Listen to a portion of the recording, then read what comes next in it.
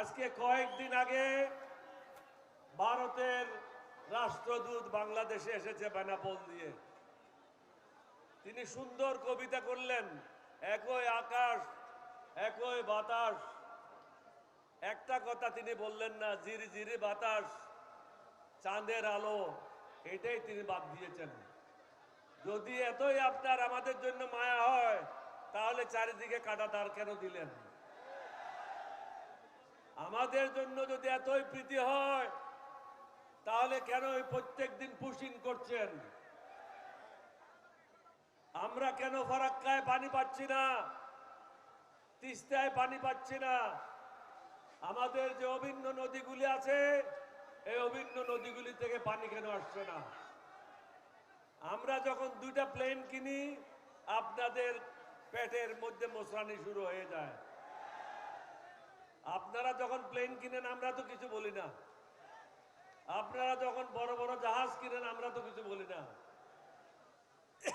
আমাদের দেশের প্রয়োজনে আমরা কি জাহাজ কিনবো, না হেলিকপ্টার কিনবো, না ট্যাঙ্ক কিনবো, না আর্টিলারি কিনবো, এটা তো আমাদেরকে সিদ্ধান্ত নিতে হবে, আপনাদেরকে না।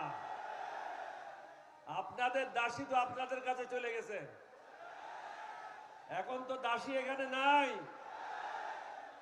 আমরা আপনাদের দাসী না। যদি বাংলাদেশের সাথে সুসম্পর্ক করতে চান, কাঁটাতারের বেড়া উঠে নেন, পুশিন বন্ধ করেন। আর কখনো বলবেন না রংপুর দখল করে নেব। আপনারা যখনই বলবেন রংপুর দখল করব, আমরাও বলবো ক্যালকাটা দখল করব। আগের দিন শেষ, এখন নতুন জমানা শুরু। এখন দাসীদের রাজত্ব নাই বাংলাদেশে। এই দাসীরা আর কখনো বাংলাদেশে শাসন করবে না। আজকে রংপুরবাসী কি মেসেজ দিচ্ছে পুরো বাংলাদেশকে? এত বৈরী আবহাওয়ার মধ্যেও লক্ষাধিক লোক বৃষ্টিতে ভিজে বাংলাদেশের মানুষকে এটাই বলছে, বাংলাদেশের বিপদের দিনে আমরা কখনো ঘরে ফিরে যাব না, আবু সাইদের মতো জান দিতে প্রস্তুত থাকবো। আপনারা মনে করছেন বাংলাদেশ সেনাবাহিনী বোধহয় 2 লাখ বা 2.5 লাখ। আমাদের সেনাবাহিনীর সংখ্যা 1 কোটির উপরে। এই যুবকেরা যারা এখানে মাঠে আছে, তারা সবাই বন্দুক হাতে নিয়ে যুদ্ধ করবে। সুতরাং এইদিকে ক্যালকাটা হারাবেন, ওইদিকে হিমাচল হারাবেন, আর অন্যদিকে কাশ্মীর হারাবেন। সুতরাং এদিকে পা বাড়াইয়েন না। আপনাদের জন্য ভালো হবে বাংলাদেশের সাথে সুসম্পর্ক করেন। আমরা কখনো বলি নাই আপনাদের বিরুদ্ধে এটা করব, এটা করব, এটা করব। আমরা চাই আমরা সুন্দরভাবে আমাদের ঘরটা পরিচালনা করি, এখানে যেন কেউ দাদাগিরি না করে।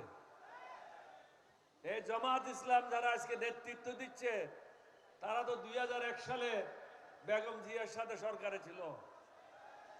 তাদের সময় কি আপনাদের বিরুদ্ধে কোনো কাজ করেছে? করে নাই। এখানে মঞ্চে যারা আছে, প্রত্যেকের দল কোনো না কোনো সময় ঐক্য জোটের মাধ্যমে সরকারে ছিল। আমরা তো কখনো ভারতের বিরুদ্ধে কথা বলি নাই। আজকে কেন বলছি?